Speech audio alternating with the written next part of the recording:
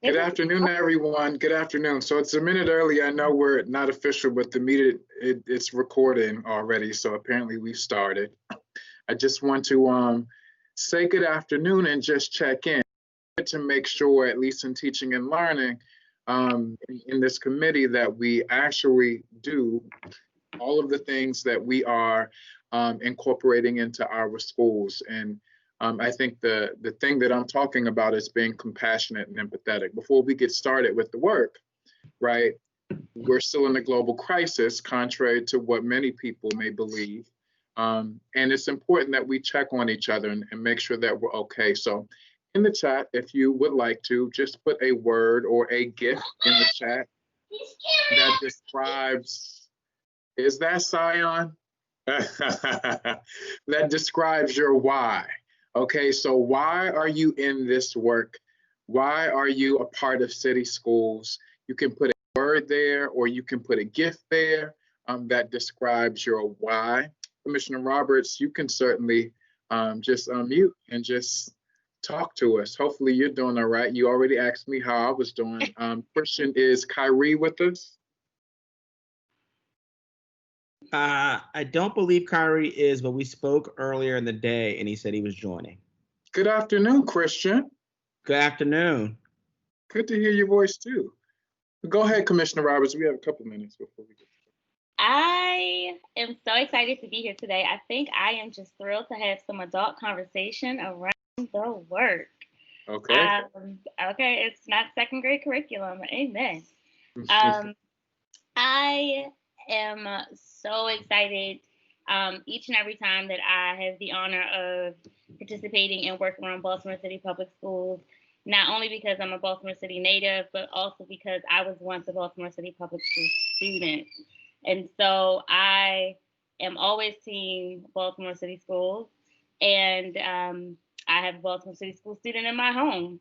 And so I love the work that we're doing. I love where we're going. Are we perfect? No. But no one is, nowhere is. But I'm in the work because I believe in it.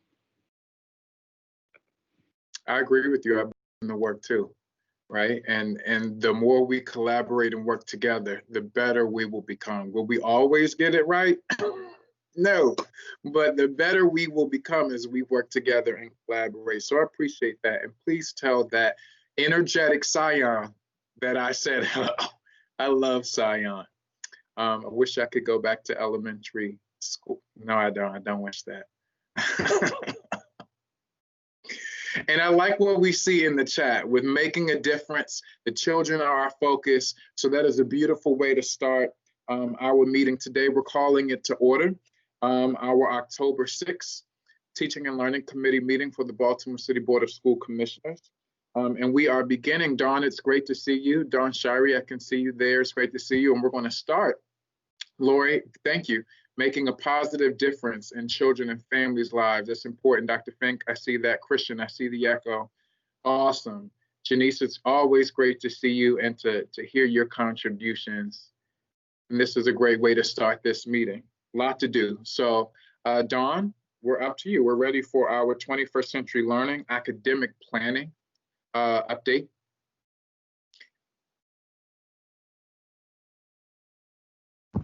I'm going to go ahead and get us started.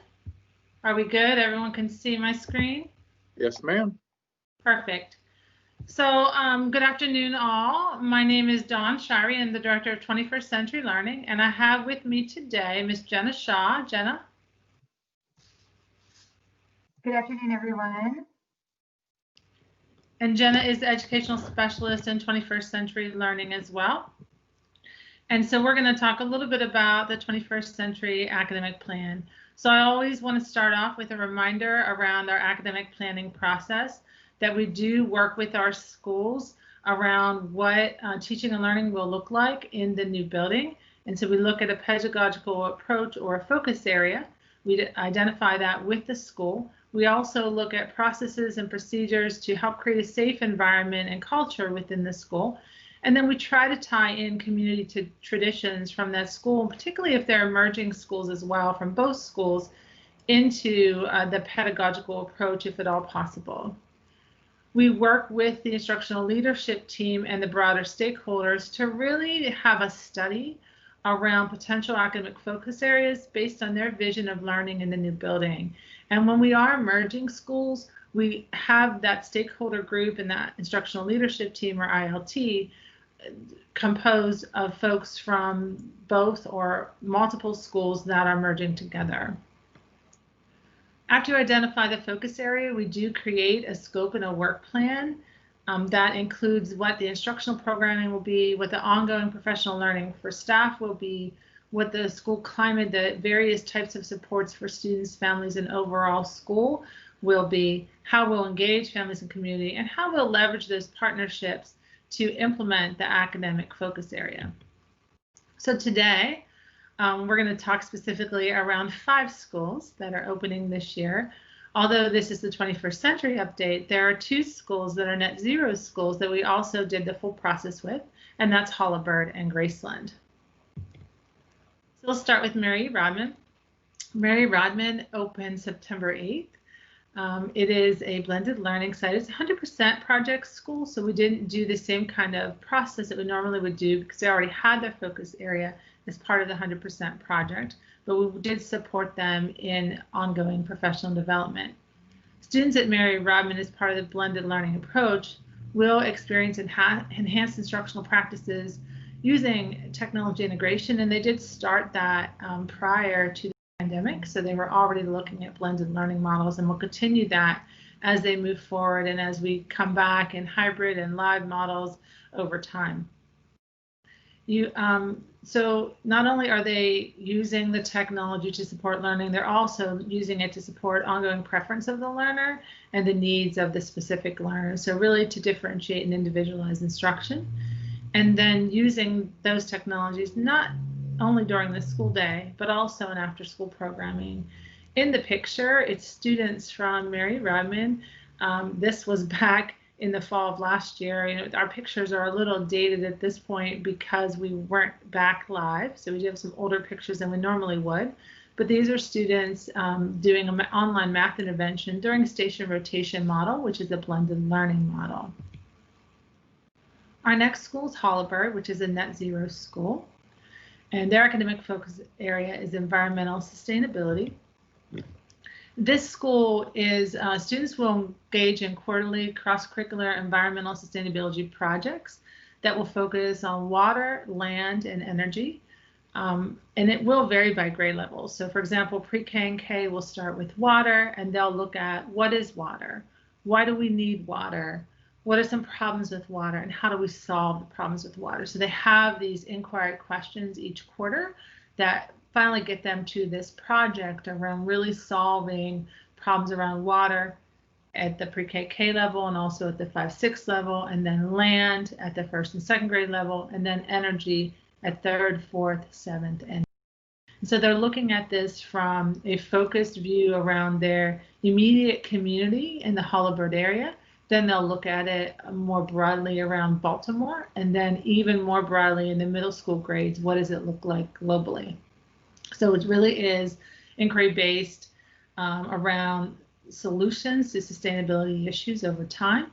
And once we're back live, there'll be more direct field experiences. You'll see the picture here. This is their outdoor learning area. So this outdoor learning area will be a great way, once we're back on site, for students to really learn about these pieces. In this picture, you see the rooftop garden. You also see the solar panels, and the solar panel here is one that actually moves with the sun.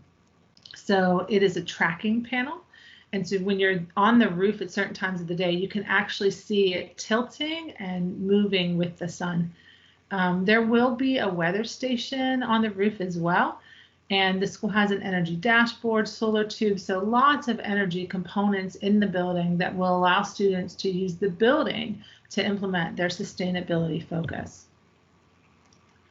Grayson Park is another net zero school, and they opened also in September. They're focusing on project-based learning. they actually started project-based learning with Fort Worthington as a sister school when they opened as their very first 21st century school.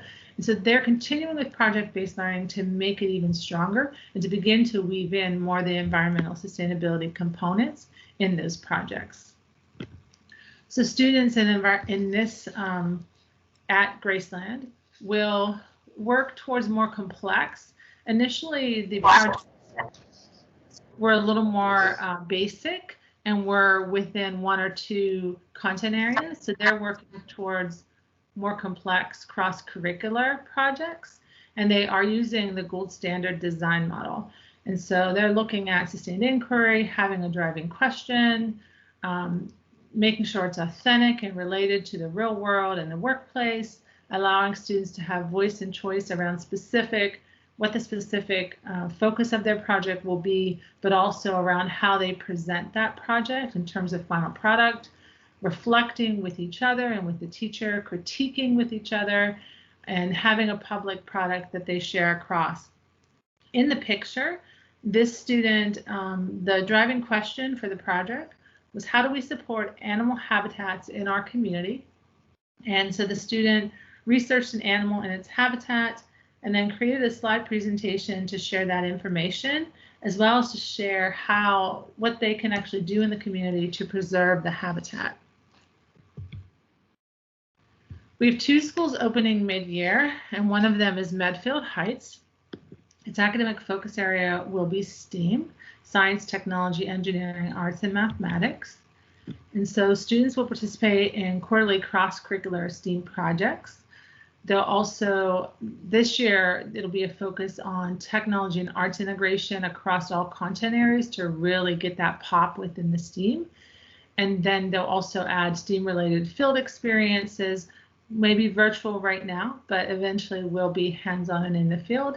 And they also want to focus in on service learning opportunities at all grade levels that have a STEAM focus. So they'll be looking at that piece together as a school, and are looking at that piece, and started with some professional learning and building of cross-curricular projects in the summer. This is a picture of students last spring before we went on leave that are on virtual learning, if you will, that they were it's kindergarten, so it was their choice time, and they were in their engineering station. These students were building a rocket. Walter P. Carter is also opening in January. They are a STEAM school as well. Lewis T. Murray will be co-locating with Walter P. Carter. They are a separate public day school, and they are within the same building but a separate school, but they're going to be doing some collaborative components across, and I'll share those as we talk about Walter P. Carter.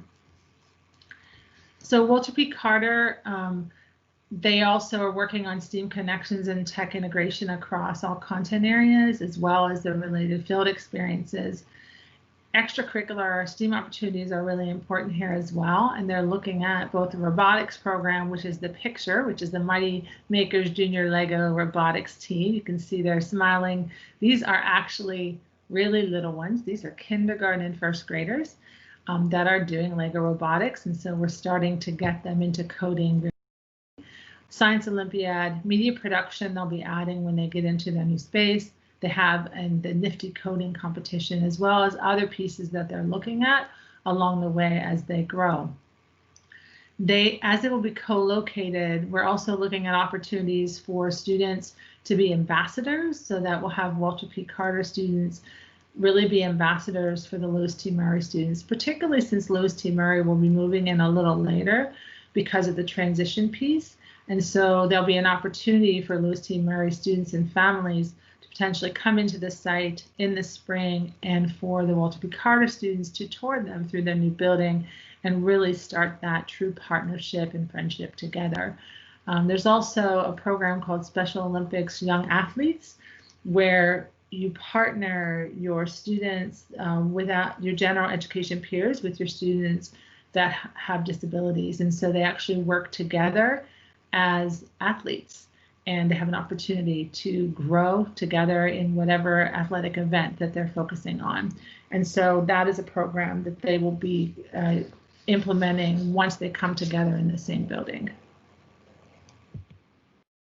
Just a reminder, we have previously opened 14 buildings, 15 schools, in addition to the 5 I just spoke about. And those schools are here. And these are just some of the, we've spoken about this previously, but just want to refresh the academic focus areas for those schools. So the other piece that we do in addition to the academic focus areas is a lot of professional learning, and it's around 3 big pieces. One is the academic focus area. For example, we do it either ourselves will provide the PD, or we'll coordinate with outside vendors to provide the PD, or we'll do it through conferences, pieces like that. So an example is for project-based learning, we typically have used what used to be Buck Institute, which is now PBL Works, which is the gold standard PBL, and they come in and do the training and the ongoing PD for our teachers around PBL for the schools that have chosen project-based learning. This summer, we also leveraged some virtual online conferences, particularly for arts integration and STEAM for the schools that are STEAM oriented. And we, right before the pandemic, back in January, we were able to leverage some funds to take 2 principals to the Future of EdTech conference to learn really about technology and STEAM and those components. And so that was helpful for those leaders to really begin to network with other leaders and to learn new pieces around STEAM. This summer, we worked with ILTs from several of the schools to really looked at the environmental sustainability. So we worked with the Hollowbred ILT in creating those environmental projects for each quarter. We also worked with Medfield and Walter P. Carter around creating PLC opportunities for ongoing learning for their staff around STEAM, but also to create lesson seeds around STEAM that could be implemented by staff as we continue throughout the year. For the Instructional Technology PD, we'll be sharing a lot of information around that in the next several slides because we do that with all of our 21st century schools. So we had our EdTech Institute, our 3D printer training, and also several AU courses that we'll share more data around shortly. And then we do training around building features, particularly our teaching walls. Every classroom has teaching walls that includes a sound system, a projection system, and also has other pieces to it. So we do training with staff around how to utilize those walls. So we're going to talk about the instructional tech professional development. Our overarching goal is to really prepare our teachers to engage students in the 4 C's of 21st century learning, and that's communication, collaboration, creativity, and critical thinking.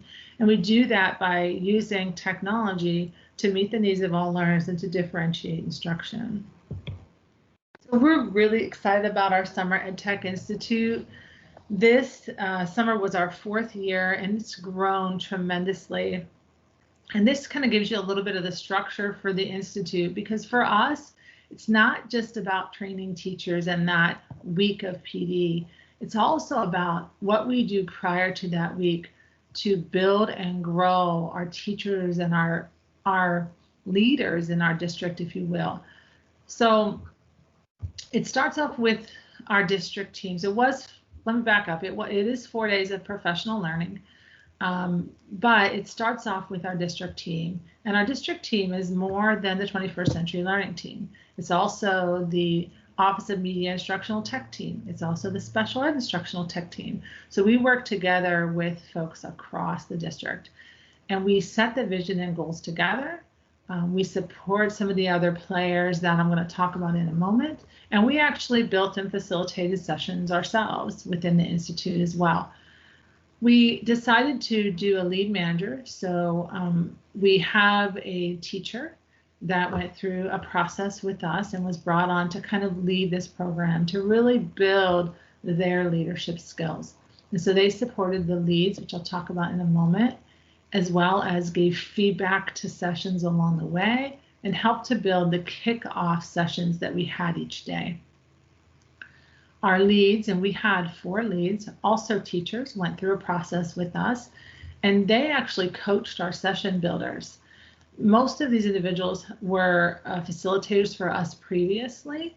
And so they knew what our expectations were, and they helped to not only rise folks to our level of expectations, but to rise beyond it.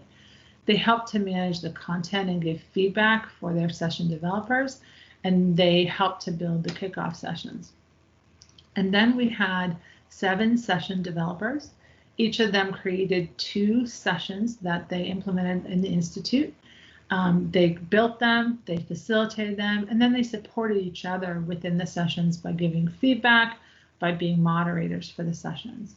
And then we had the teachers, 208 of them that attended the EdTech Institute, and they were very, very open, had an open mindset.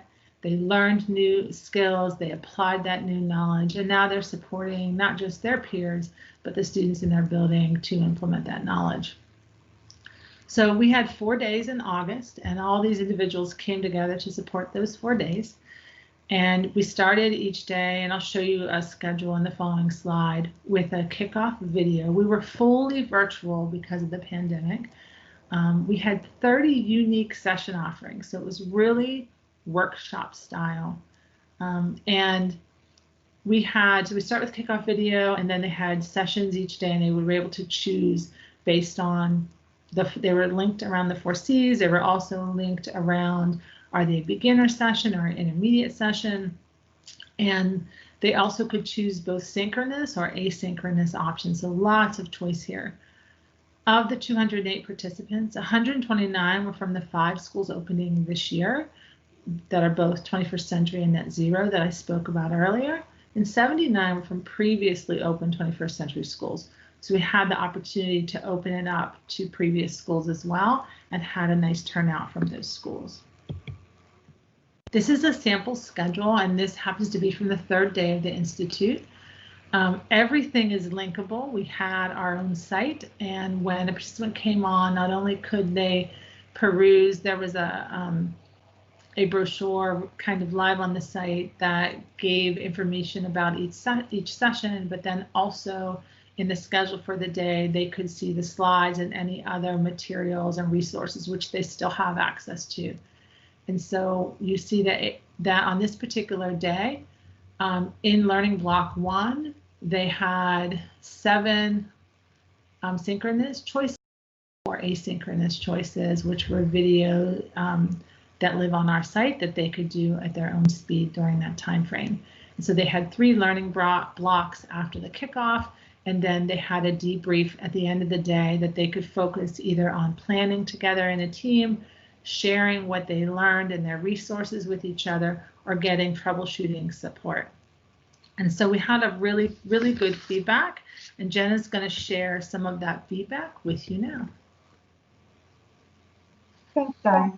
So we collected feedback in a couple of different ways. The first one was every time a participant completed one of those sessions, we asked them to complete an exit ticket. So we had a lot of data that we collected on individual sessions throughout the course of our 4 days. And then at the end of these 4 days, we asked our participants to complete an overarching survey of the event and their experience during the course of this professional development. And so we had 208 participants. We had about 78% that completed the overarching survey, and that's the data that you're seeing here.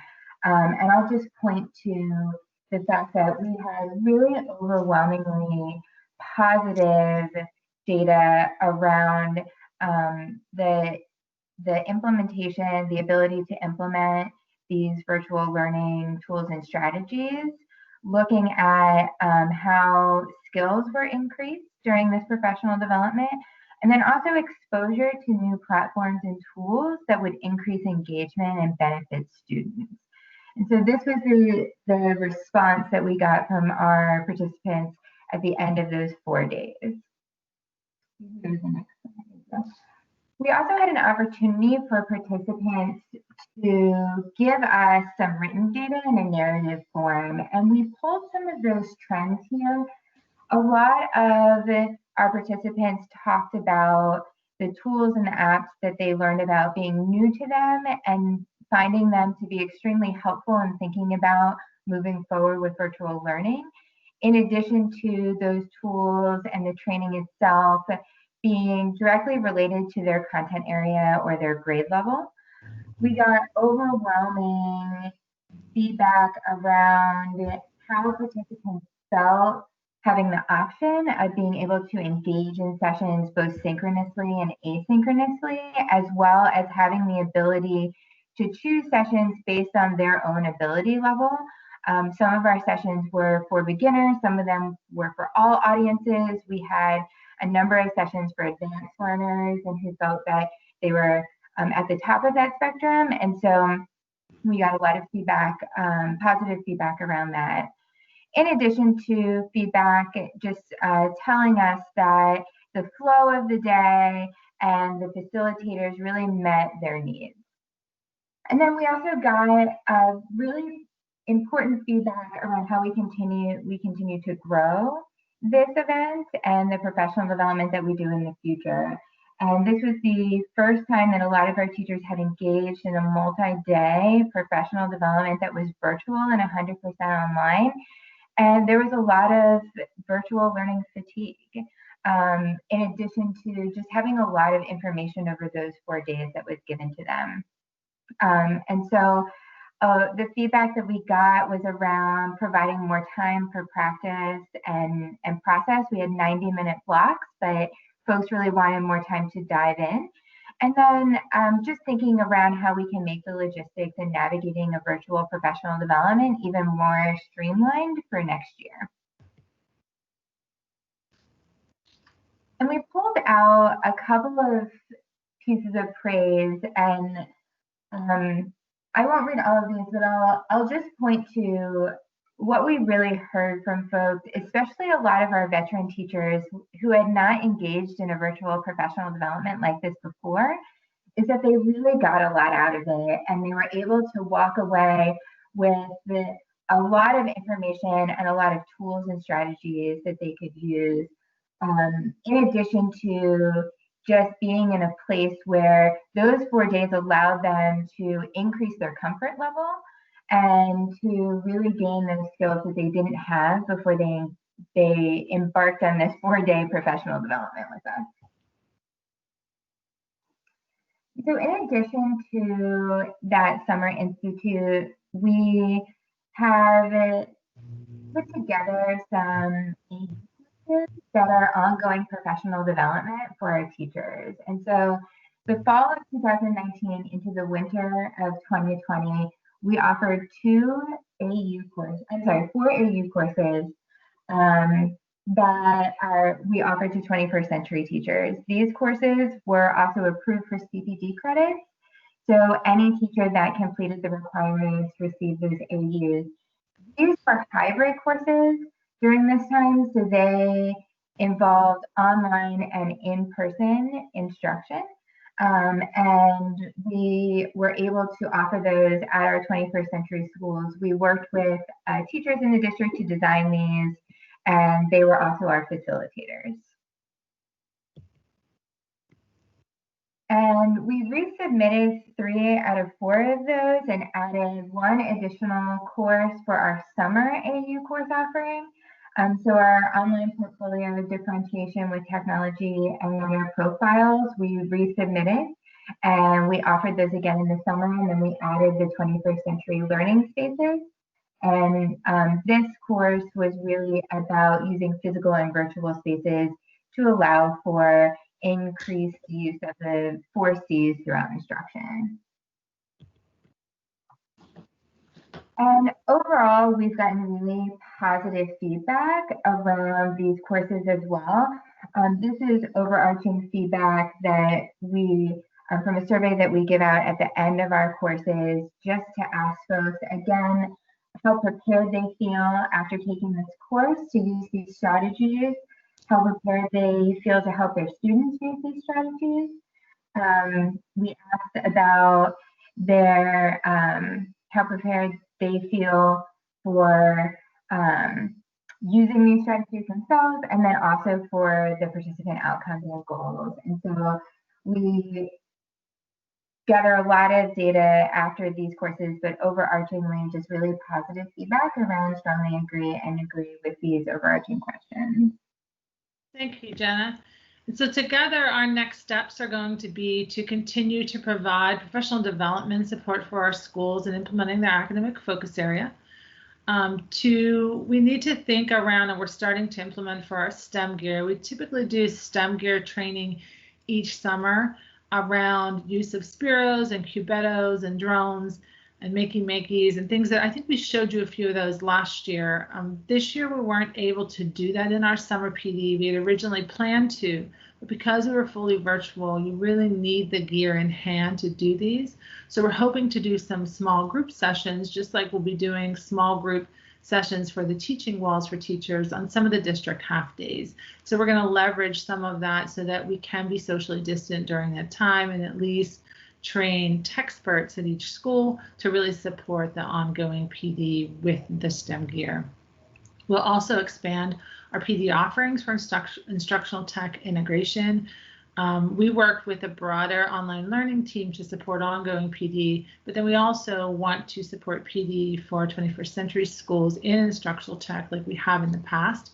So we'll have 5 AU courses over the next, we have 2 in the fall and then 3 in the spring of this year. And then we're already beginning to plan for EdTech Summer 21 Institute.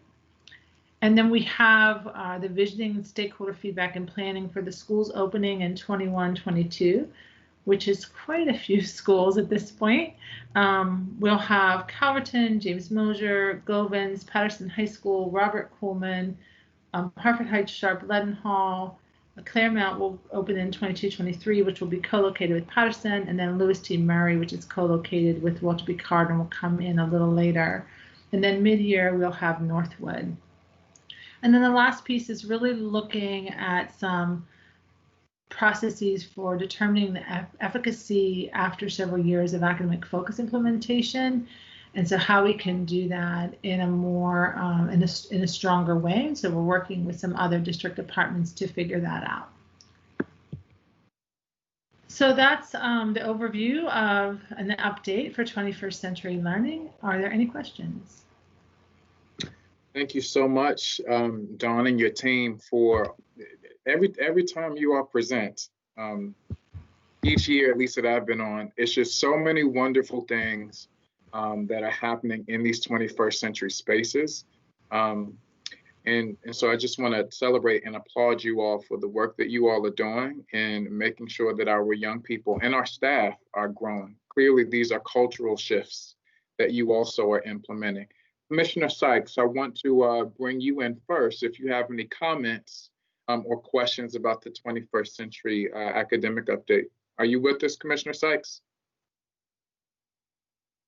Yes, sir, I am. Thank you. Good afternoon. I just want to say that good afternoon. I hope everyone is doing well today.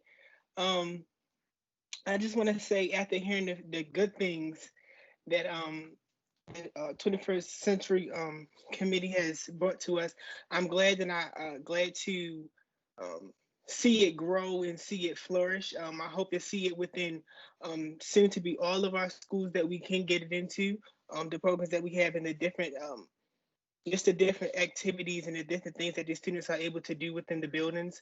And yeah, I do want to know if possibly maybe I can also, I just want to look over the, oh, hold on. I'm not sure.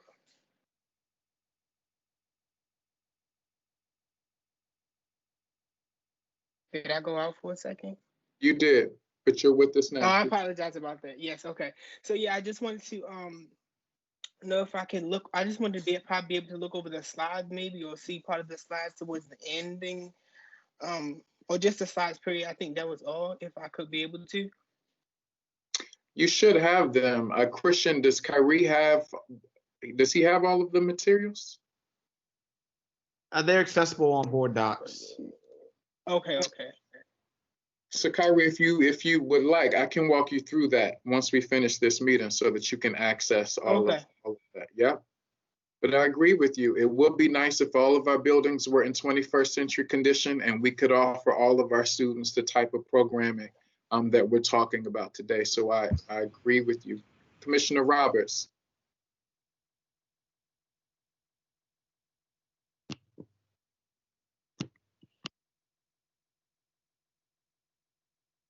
Come on, we're gonna get it right. You're still muted. I always have this issue. There you go. I think we should lead with your question because I actually have a follow-up to the question you posted in the chat. And I think that was about Halliburton Academy, maybe. I'm not sure, Commissioner McFadden. Yep. Okay, so Commissioner McFadden's question was, all students at the school participate, well, do all students at the school participate in project-based learning? So this is for Graceland. Yep, Graceland's a project-based learning school. Okay. So yes, absolutely. They start with pre-K. And it is a little different, I will say, when you're doing a project at a pre-K level, sometimes it's more of a whole class with your final product. And as you grow up through the grade levels, it may be more group-oriented, small group-oriented for the younger grades, and then individualized or partners and choice groups for the upper grades. The projects will tend to get more complex over time, depending on the grade level as well as the topic. And so the idea is for them to continue to grow those projects and make them more and more complex. And Dawn, to just piggyback on it a bit, in the for Halliburton, they're also working on some, I know it's net zero and some environmental sustainability work. Yep. But my question goes back to Halliburton a bit also. Are all of the students engaged? I see cross curricular environmental sustainability projects. So to me, that's still project-based learning. So I just want to know if all of the students were involved in it. Absolutely, yes. So it's, thank you. So it is project-based. They're more focused on the environmental sustainability than the gold standard model, but it is project-based. And yes, so in pre-K and K, they'll be focusing in on water. So they've decided to focus in on particular components of the environment. So water is for pre-K and K. First and second grade will focus on land. Third and fourth will focus on energy. Fifth and sixth focuses on water, specifically in Baltimore. So they're going more broader than just the community. And then seventh and eighth looks at energy, and they look at it more globally. And so all of the grade levels have for each quarter kind of a guiding question. So what is water or energy or land? And so they're really studying it and learning what it is. And then for quarter two, why do we need it? So why is it important? For quarter three, what are some problems with it? So what are some problems we have with water, like pollution and things like that, whether it's within the community, whether it's within the broader community like Baltimore and Maryland, or it's across the world, like access to water. And then in quarter four, they begin to solve those problems. So that's when so it's more like a full year PBL, if you will, or project, because it's building up over time. And then they're coming up with creative solutions to solving those problems with those environmental resources. Thank you.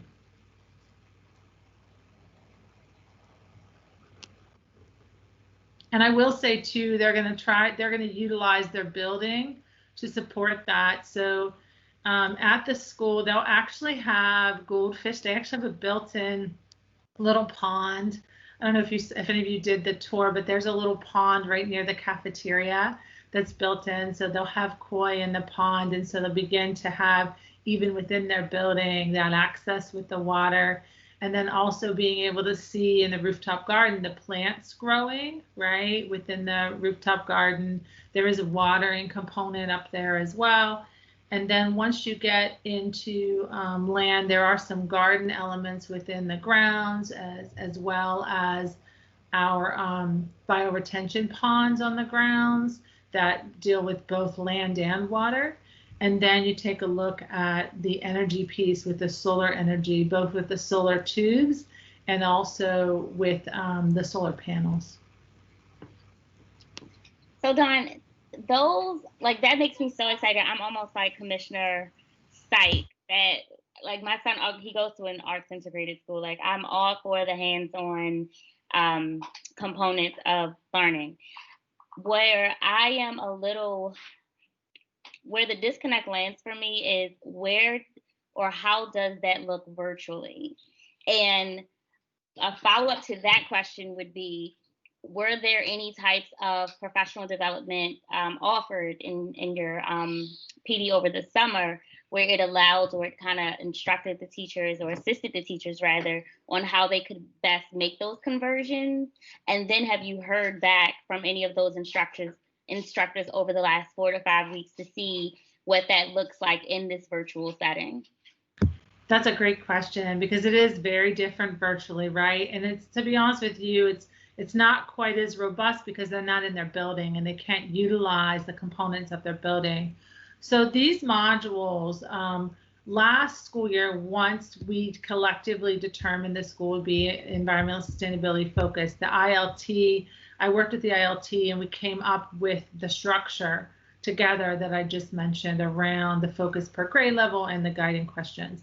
This summer, we actually had teachers by grade bands building initial lessons for these. So they actually built the lessons for Q1 and Q2. So those are already built. Now they're in the process of changing those lessons to make them come alive online and revisiting them a bit, right? It is different. Whenever, for example, for the what is water, it's doing experiments and touching and doing water. And you can do that at home to a degree, but it's a little harder with, for example, the energy, where they were going to actually create a solar stove, right, and bake something outside. So they could still do that at home, but they may or may not have the resources in their home to do it in the same way they would be able to do it at school. So they are making adjustments. I think it's going to be potentially inconsistent as to which students will be able to fully do those experiments on their own without the teacher, but they are adjusting and doing some virtual simulations and showing how things work. Not as ideal as actually physically doing it together, but they're doing the best they can given our current circumstance. I also want to add that I absolutely love the student ambassador program that will take place at Walter P. Carter. I think that is an amazing opportunity to commingle those two student populations. I love that. Yeah, we're really excited about that, and also the athlete program. What's important to note is that the special ed department was really purposeful in placing teachers across. So their adaptive PE teacher right now is the same for both schools. She's an integral part of the instructional leadership team at Walter P. Carter, as well as at Lewis T. Murray. And so she's helping to bring some of those programs like the athletes program and some other programs to the school that will kind of help the students come together in a different way. I appreciate that, Dawn, and I'm glad that Commissioner Roberts, that you brought that up too. I was curious to hear a little bit more because I know you touched on special education in the presentation a bit, but I that we have students that receive special education services in all of our buildings, and particularly these 21st century spaces. And I'm glad that to your point, you are working with Dr. Brooks and the special ed team to make sure that we're being thoughtful in the way that we staff those spaces. Dawn, you don't have to do it now because I know that we have to get to the next presentation, but I'm curious to know, there's a lot of culture work happening for these 21st century spaces, which I think is great. And there's a lot of professional learning and development happening in these spaces. I want to know, as a result of all of that work, what is the impact on our students? How is program linked to improve student outcomes?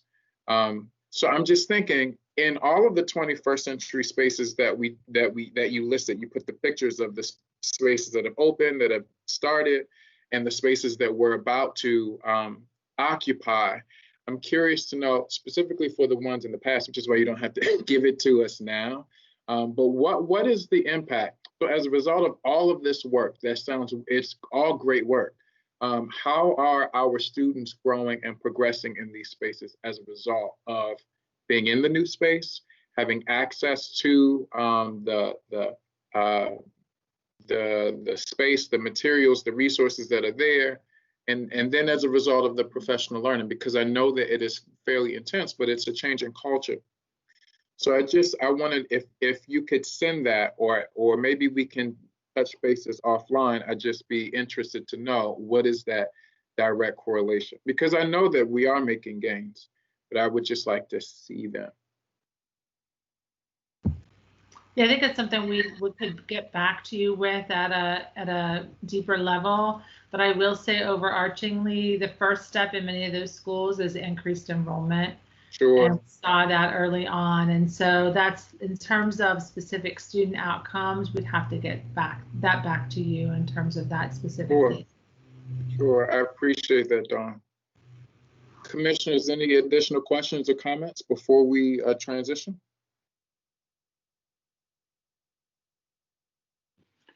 No, I don't have any. You know, I'm a teacher, so I'm gonna give the wait time. Yeah, I'm gonna give the wait time.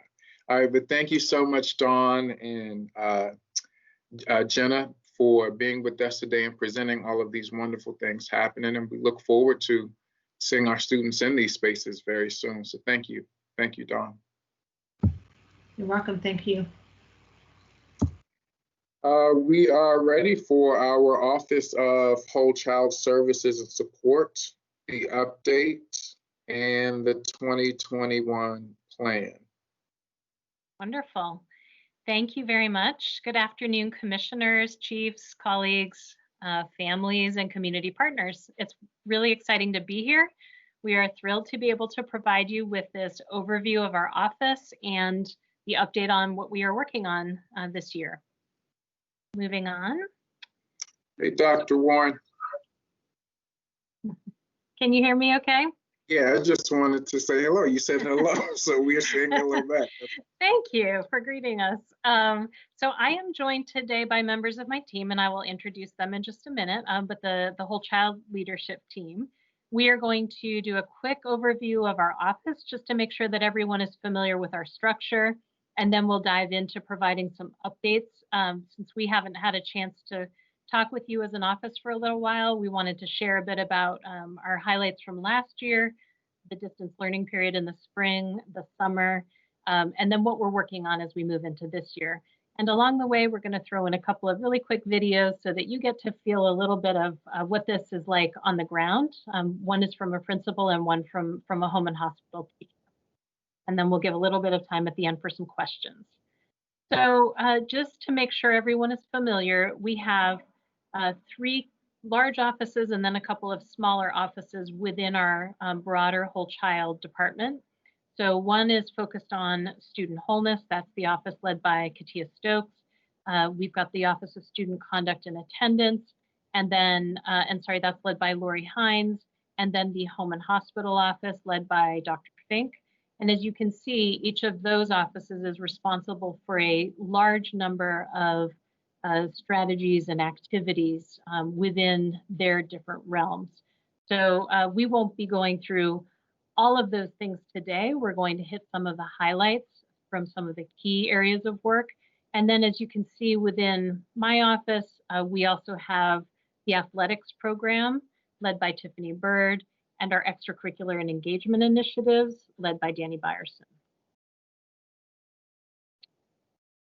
So I get very happy and proud when I look at this slide because it is a fantastic group of women leaders that I get to work with every day to lead this area of work. As you probably know most of these folks, there may be a couple of faces that are a little bit newer to our commissioners because they are newer to the team, but I do want to make sure to highlight the leadership team.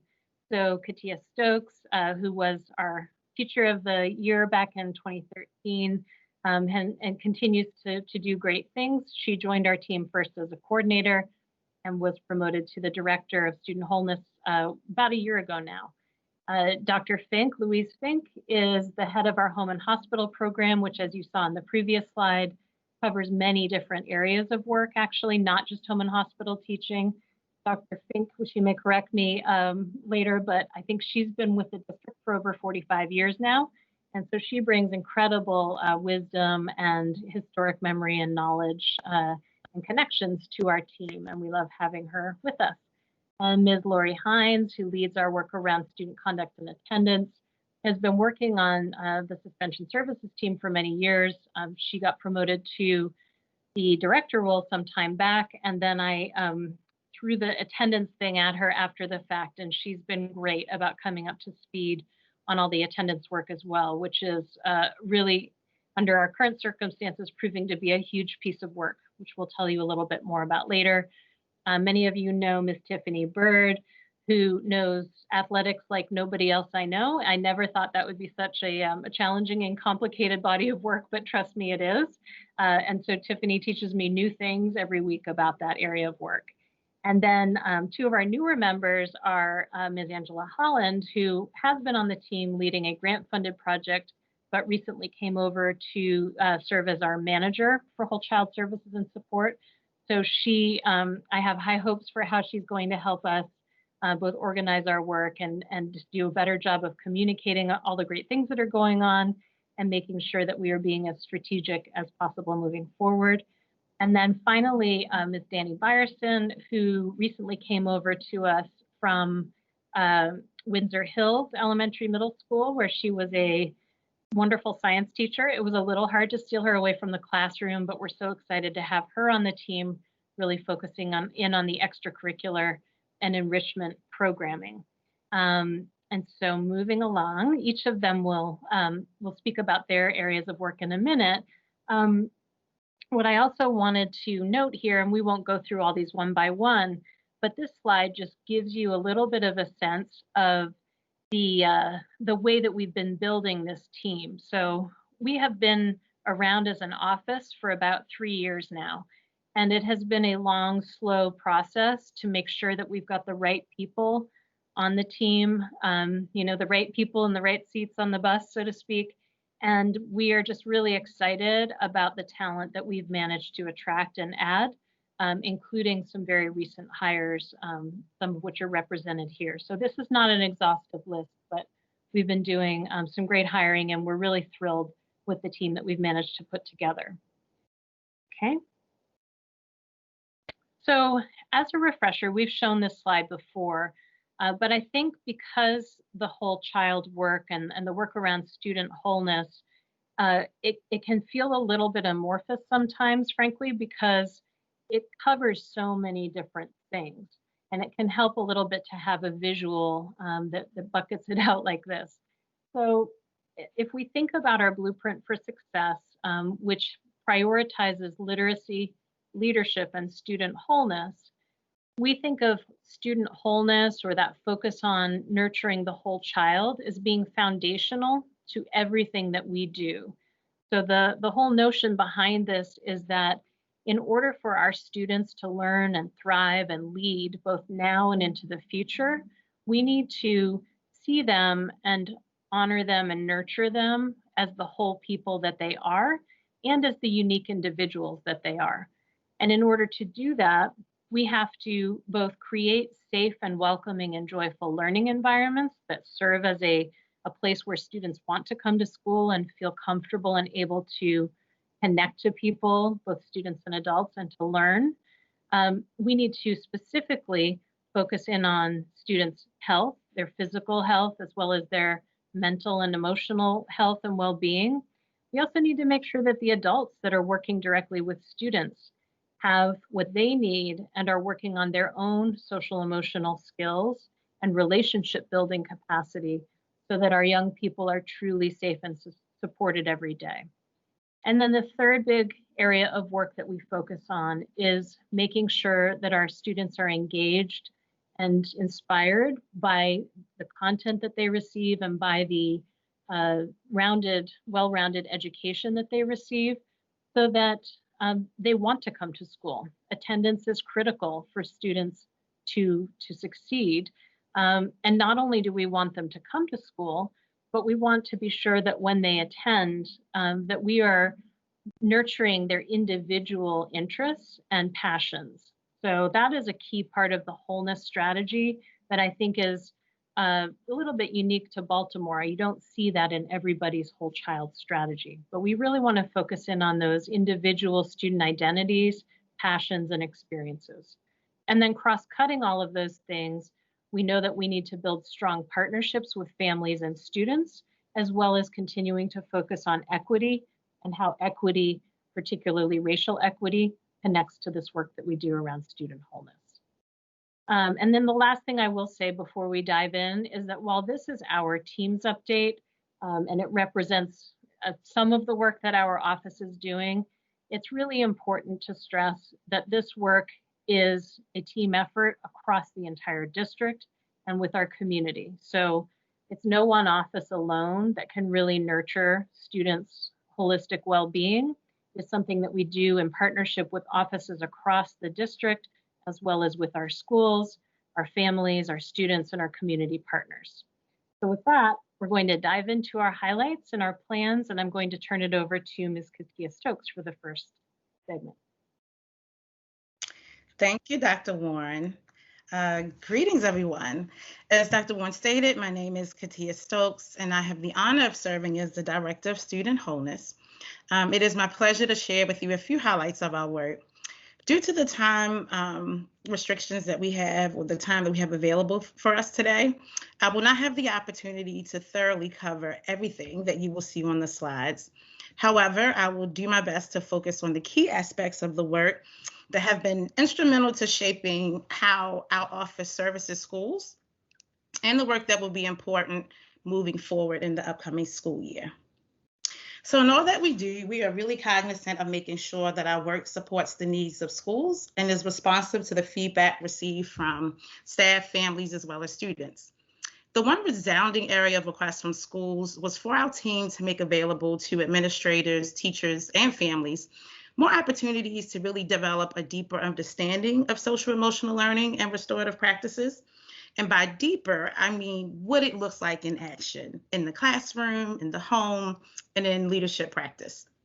So we answered this call by working collaboratively with our colleagues in HR to embed social emotional learning in the new instructional framework.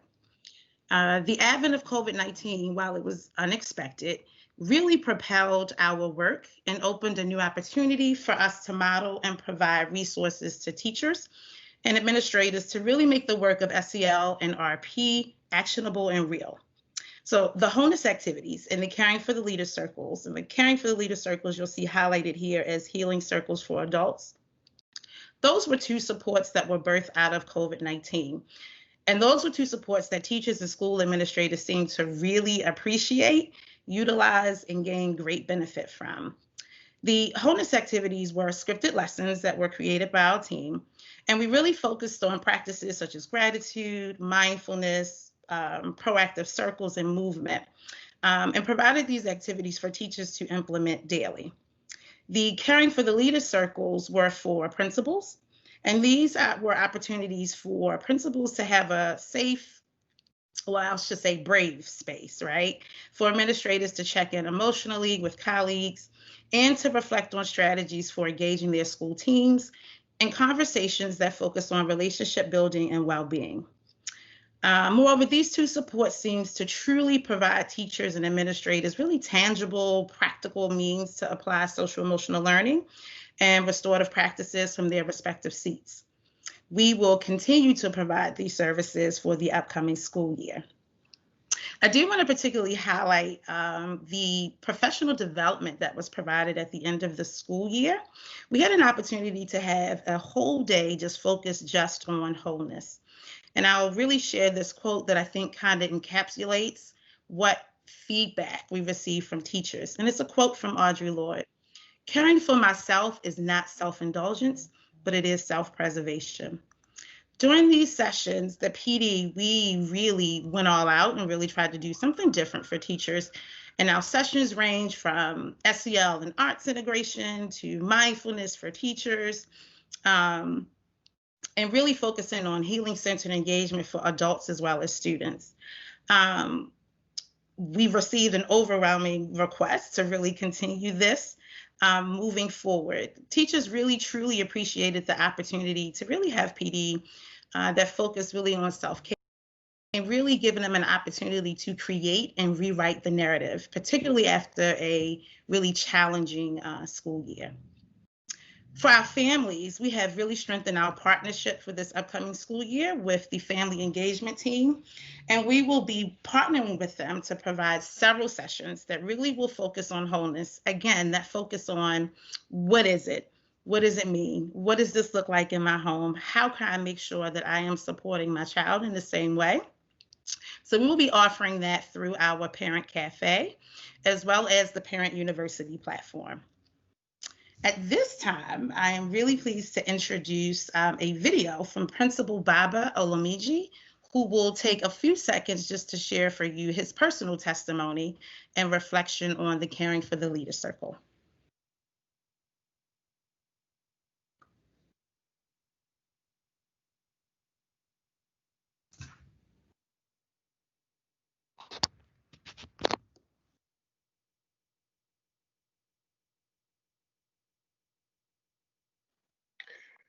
Joe, there's no sound. We just see the video, there's no sound.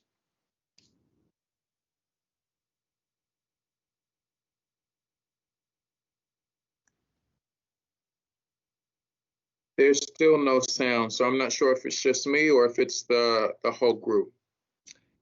Yeah, I tried it 2 different ways. So I'm actually sharing the presentation because they were having the team was having trouble with getting it to play. It seems to be I'm hearing it, so I think we might have to scrap the videos. They are on board docs.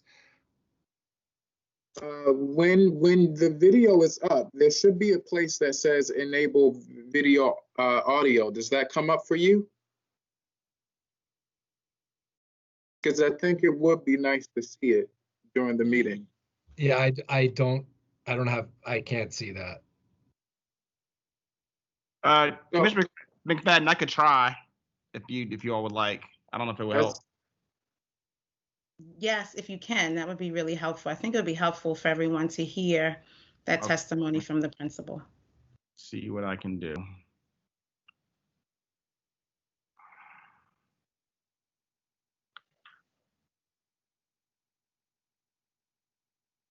Okay, give me 1 second. Sure.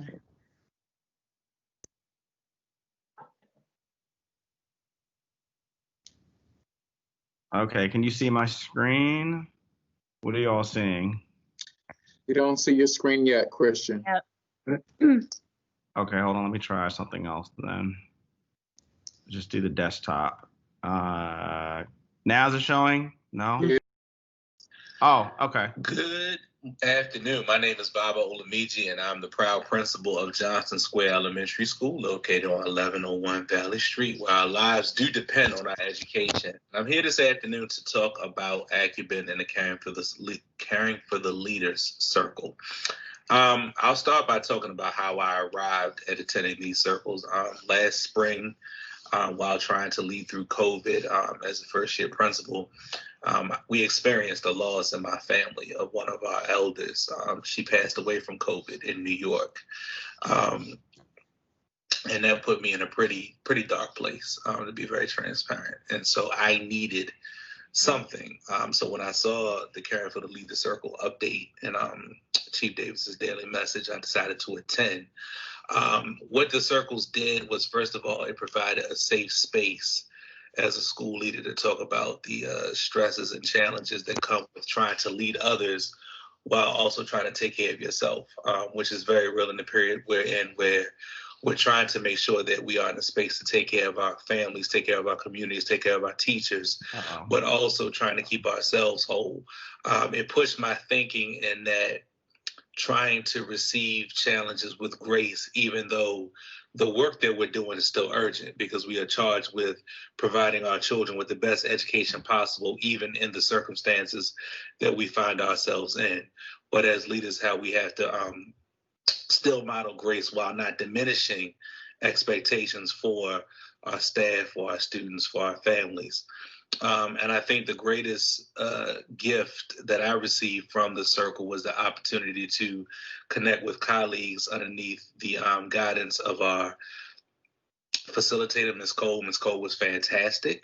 It is a fantastic program. I highly recommend it to anybody, and I'm very hopeful that it will return this fall. I think it's a great tool for us as school leaders to have that space to share, listen, think, grow, and reflect from each other. I thank everybody for their time this afternoon. Continue to stay safe and stay well. And hopefully when we come out of this pandemic, please stop by Johnson Square and see the fantastic things our teachers and our children are doing whenever we get back in school. Thanks. Okay. Thank you for that. I really just kind of want to highlight what he said. The greatest gift was the gift of connection. And while we were physically apart, I think he really truly highlighted how important it was to have that connection. And it's a great segue into the work that we do at our Wholeness intensive learning sites. And one of those things that we really talk about there and really try to focus on making sure is not just a saying, but it really is embedded in everything that we do, and it becomes a way of life, is connection before content and relationships before rigor.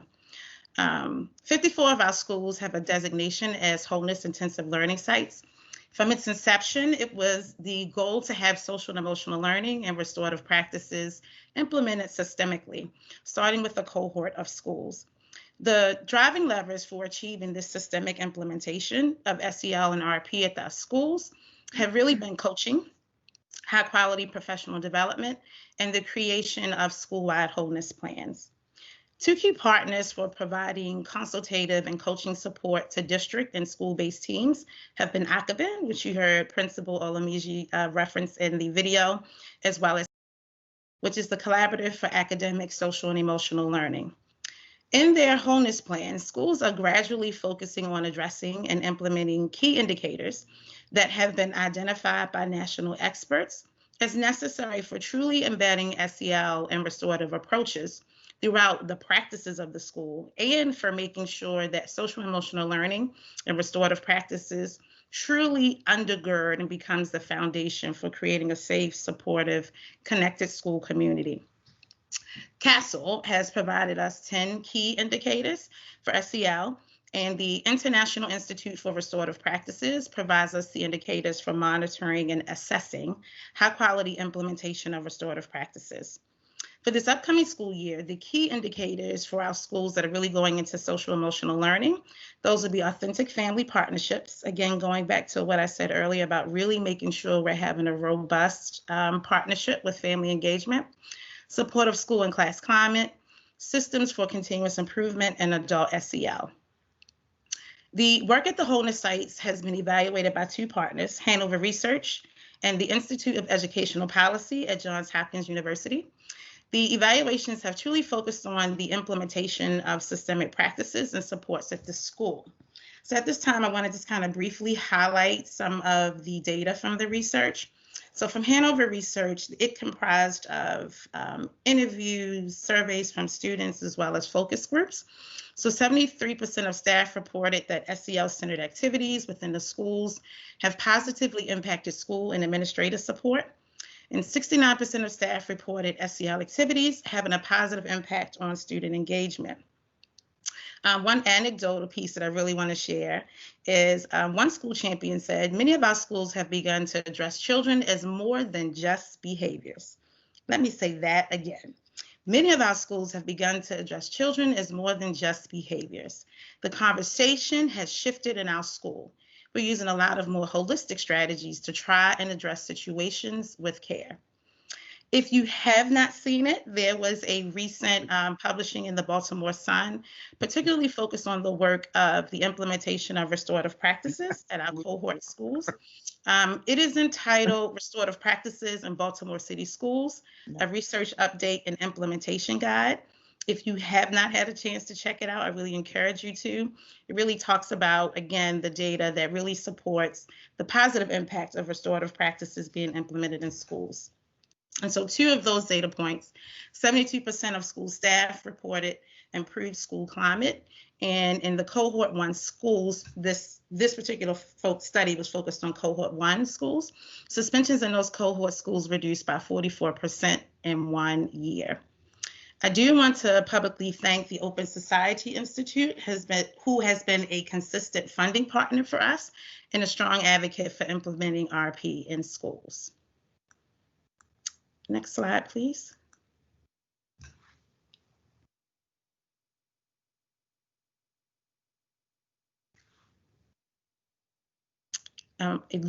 Has it moved to the next slide? It's still in the, yeah, there we go. All right, thank you. So this next time will focus on school climate. So school climate was a priority identified by Cabinet for this upcoming school year. One of the goals was to provide strategic, coordinated supports to school with creating emotionally and physically safe, supported schools where students feel loved, affirmed, supported, and challenged. I'm happy to share that 13 schools have been identified for the Strategic School Climate Initiative. They started off this summer and they met during the summer over 2 days and were able to create their school climate plans. School climate plans for this year will focus on nurturing relationships, positive discipline, systems and structures, again, wanting to make sure that we are really focusing on a shift in practices, and then adult SEL.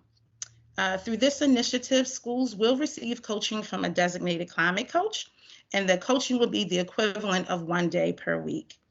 This coaching will include observations, school walkthroughs, a review or implementing of school data cycles, and then engagement with key stakeholders, particularly around student voice. Our partners from Hanover Research and Castle, again, will support with capturing data on the implementation of the Strategic Climate Initiative. Next slide, please. I think this is the last one for me. So bullying. The Bullying Prevention and Response Task Force launched on the 2019-2020 school year. The task force was created to provide recommendations to the district and how to best really address bullying, prevention, reporting, and response. The task force consists of community partners, district staff personnel, as well as school-based personnel. While the task force was placed on hold due to COVID-19, the task force will be launching again on October 14th. I think it is particularly fitting that we're giving this update, particularly during this month, as many of you may know that October is Bullying Prevention Month.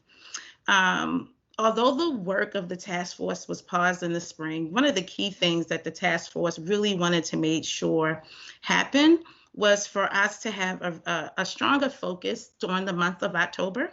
So this school year, our team will really be focusing on the week of October 19th through October 23rd. During this week, we will really be planning initiatives that promote unity, inclusiveness, and acceptance. So please stay tuned for more information. I will share that we have a special announcement about the City Schools Week for Unity that will come out tomorrow during the virtual back to school night. Thank you for listening to a few of our key highlights for the work for the end of the 2019-2020 school year and some of the things that we will be doing during this upcoming school year. I look forward to answering any questions you may have at the conclusion of this presentation. I now turn it over to my esteemed colleague, Dr. Fink, who will share more about home and hospital. Good afternoon, everyone. It is a real pleasure to be here with you. Home and Hospital Office is dedicated to maintaining student growth and participation in the educational process, regardless of medical and emotional challenges. Services are provided to all the vulnerable populations within city schools. Home and hospital services are provided to students who have medical or emotional issues that prevent them from attending regular classes. Services are provided by a certified teacher, social worker, and related service providers when appropriate, and encompass all the subjects that were part of their in-school curriculum or their IEP. Some students, because of their intermittent nature of their illness, may only be able to attend school sometimes. Students receiving chemotherapy, students with seasonal asthma or other chronic conditions. These students receive CHIP services, chronic health impaired.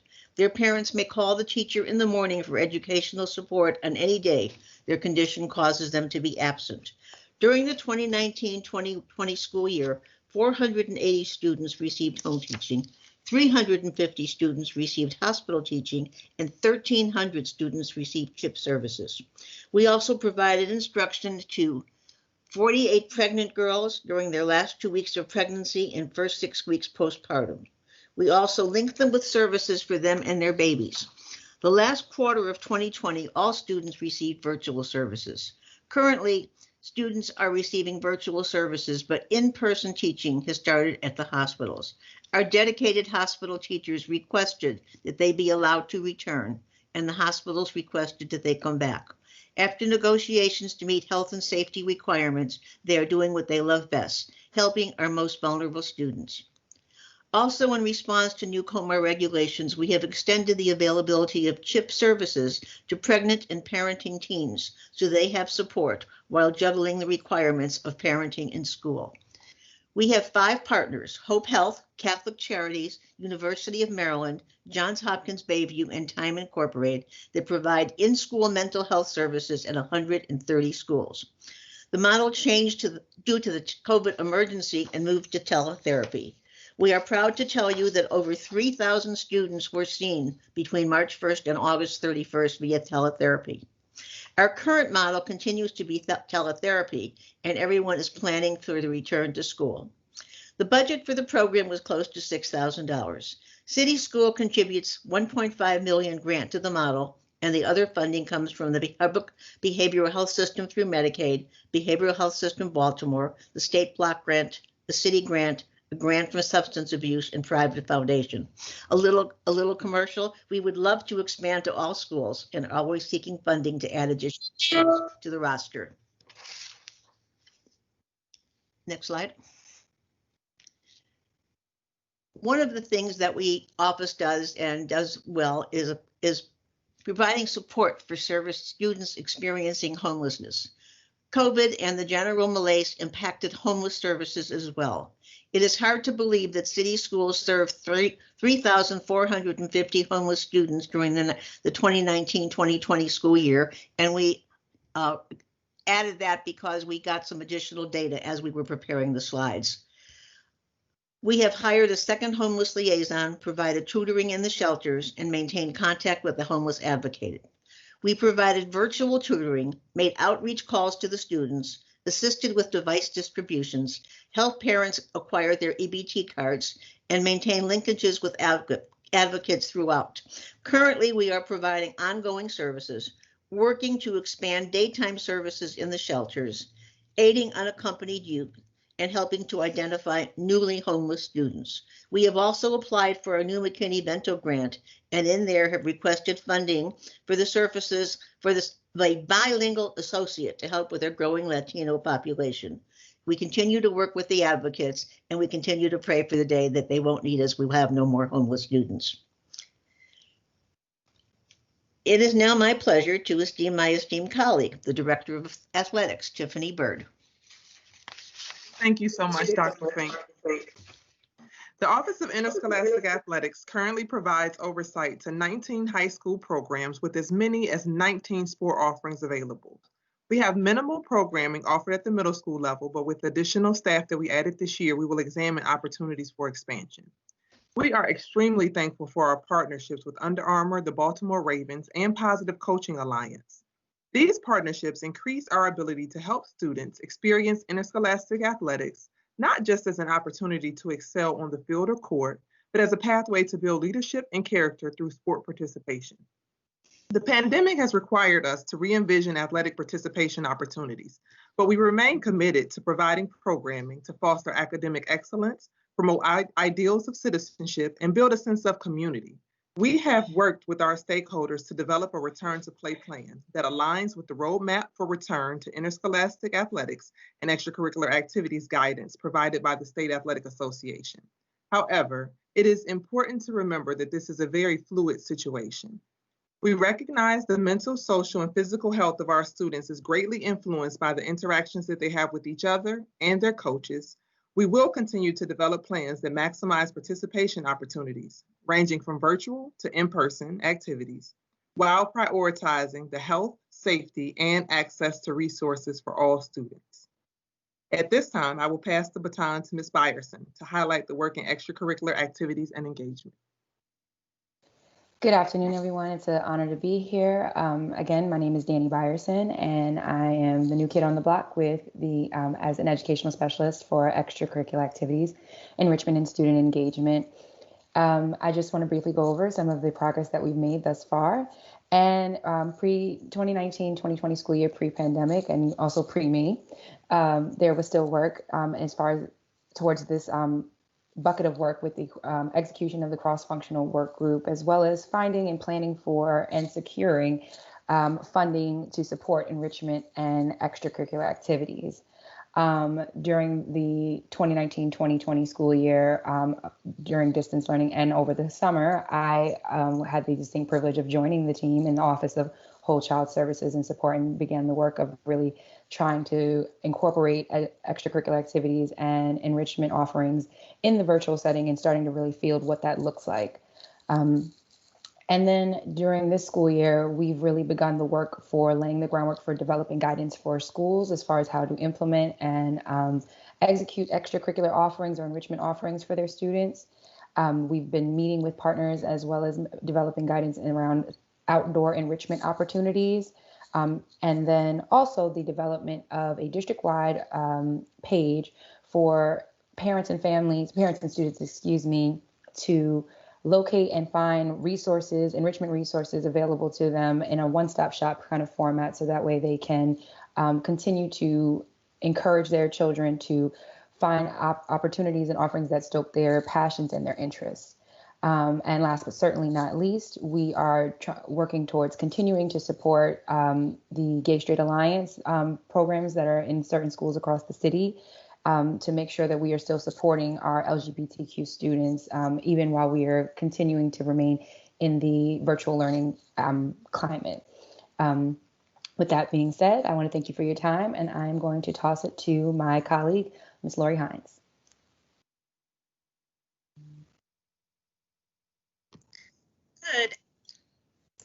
Good afternoon, all. How are you all this afternoon?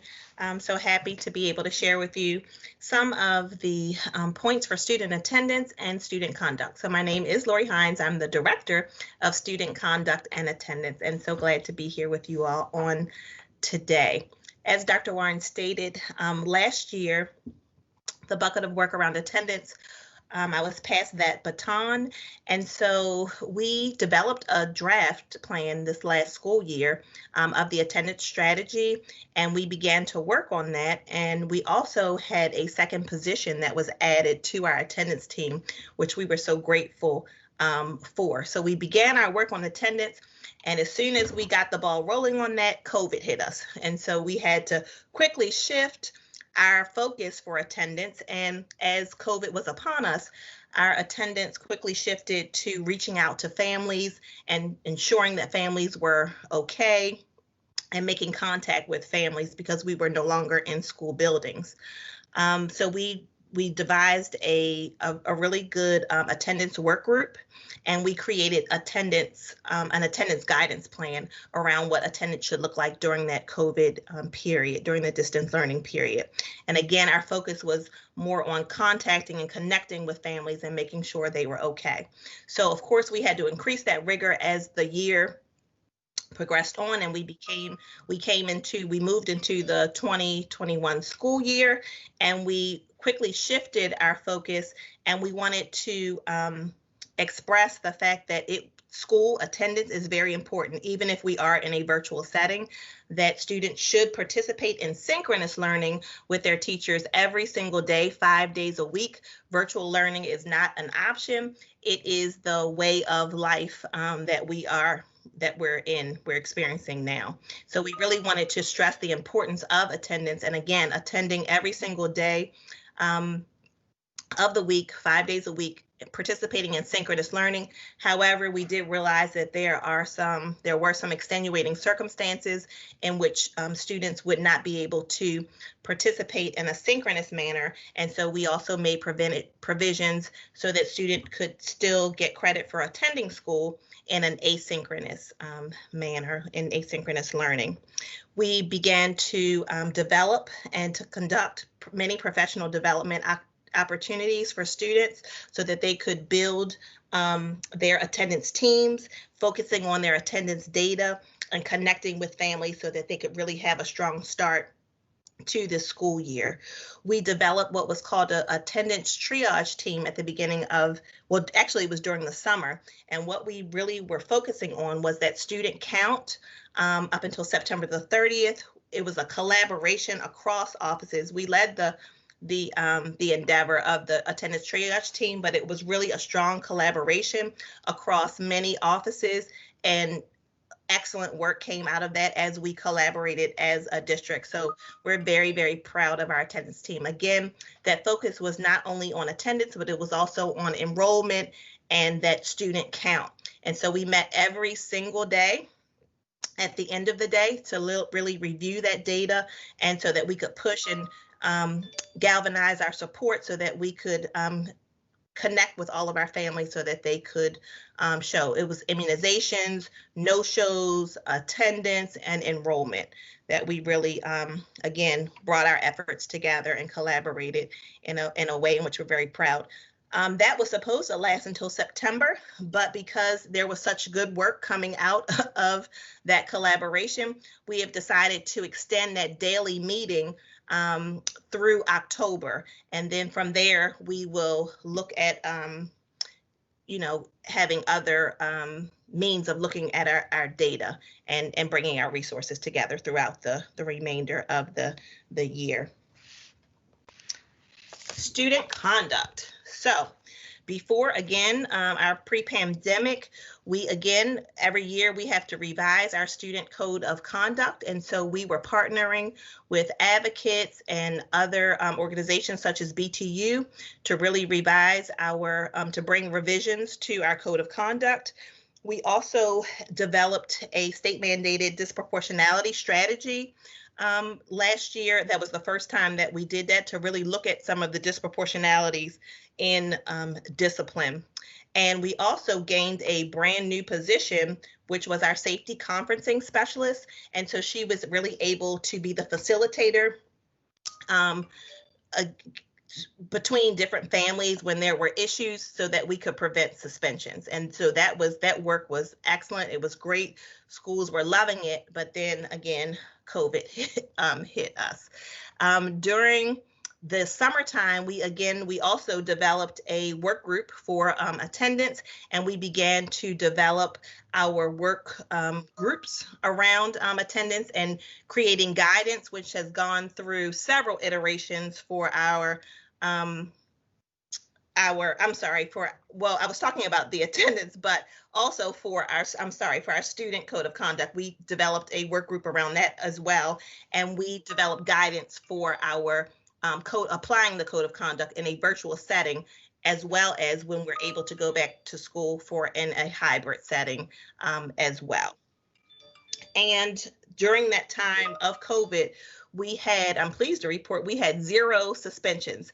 So again, that is a first, that we had no suspensions from the month of, when we left in the middle of March through the end of the year, but we really were able to look at any virtual incidents that we had on a case by case basis, and to deal with the students in the individual cases. So we had no suspensions.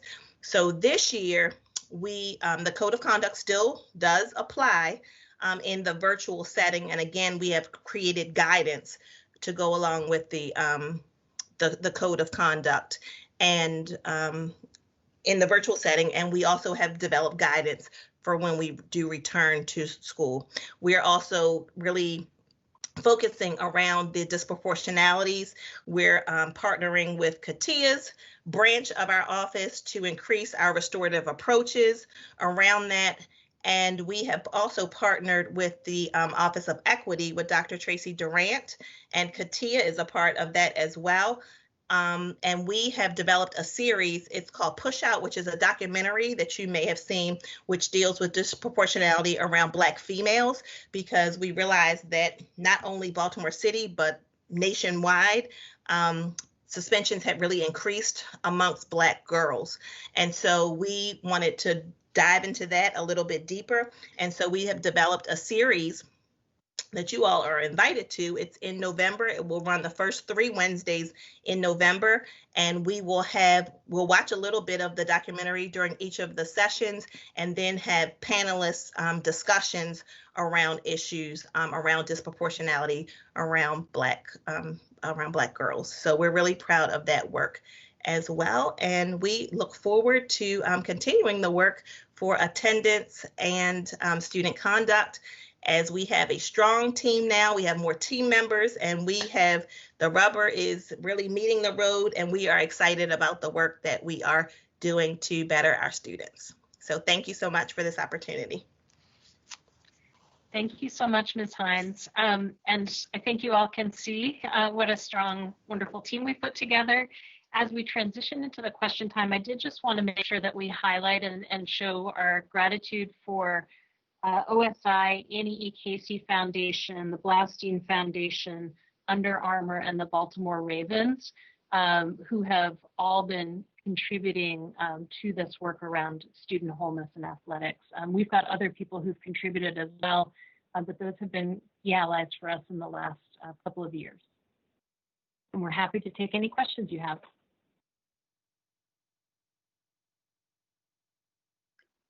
Thank you. Commissioner Roberts, do you have any questions or comments?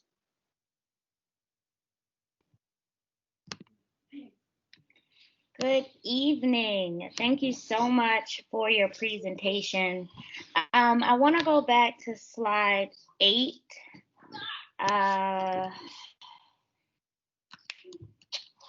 Goodness. I'll get back to slide 8.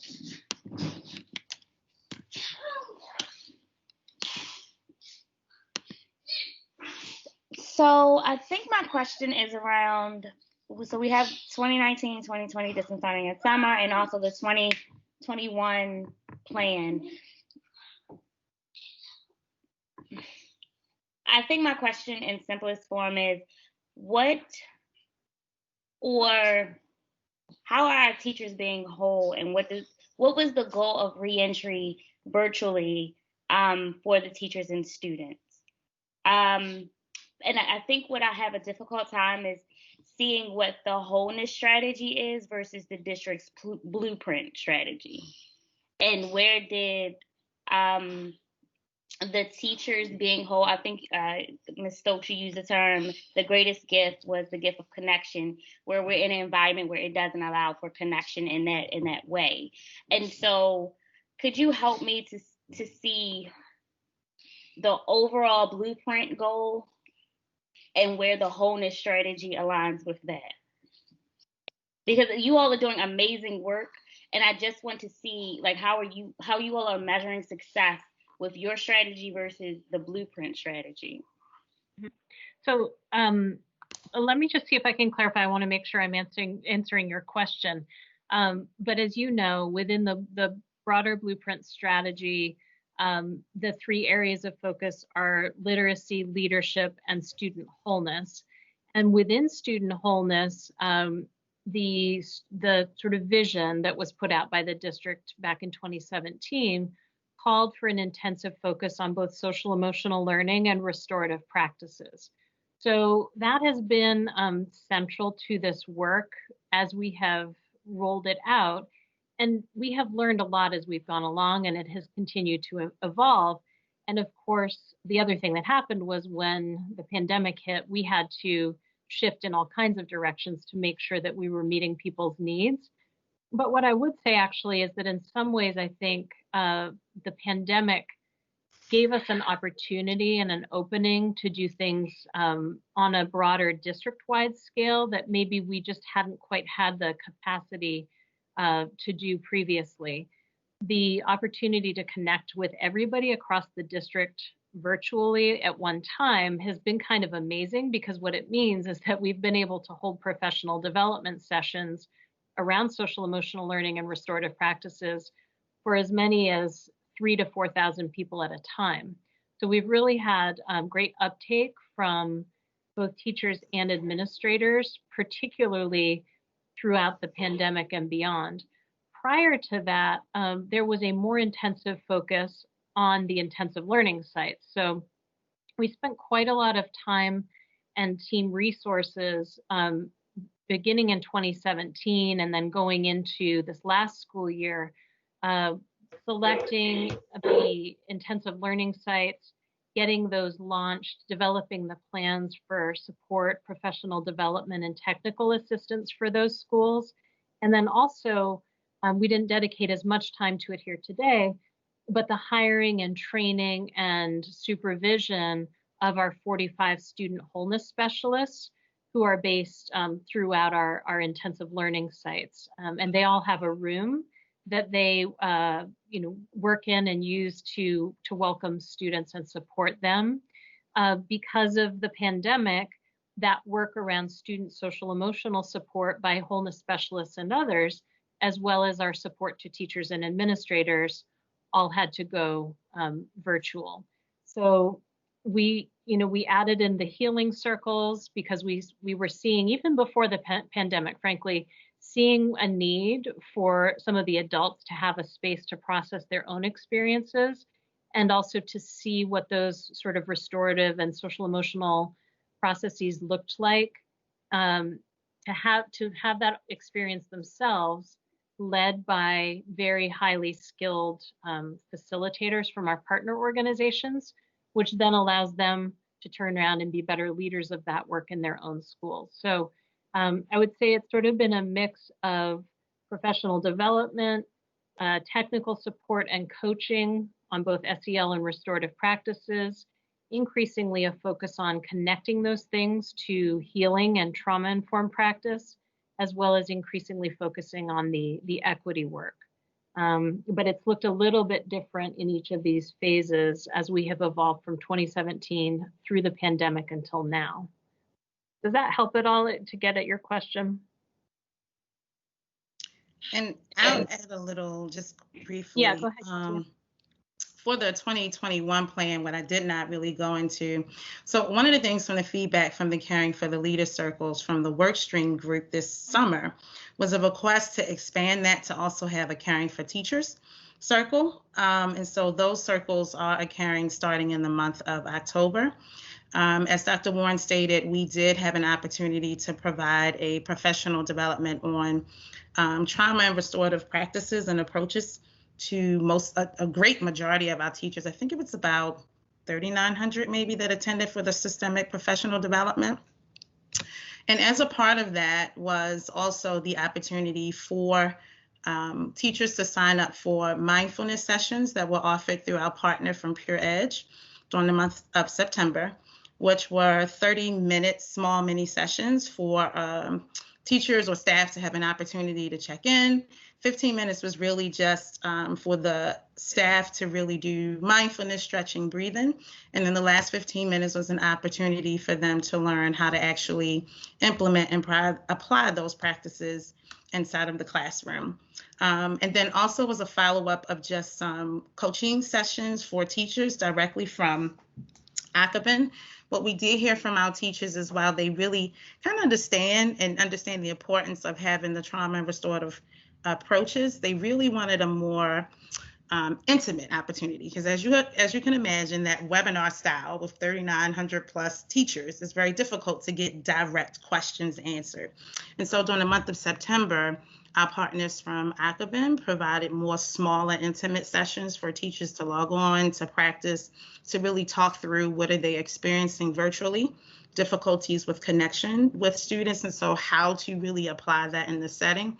So I really think those things, the mindfulness in the mornings, the office hours coaching sessions, and then the Caring for the Teachers circles, I think kind of get at some of the more specifics that you may have been asking about for teachers. Did that help?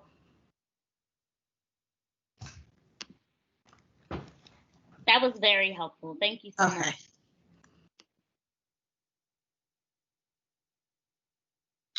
Commissioner Sykes, are you there? Do you have any comments or questions for this team?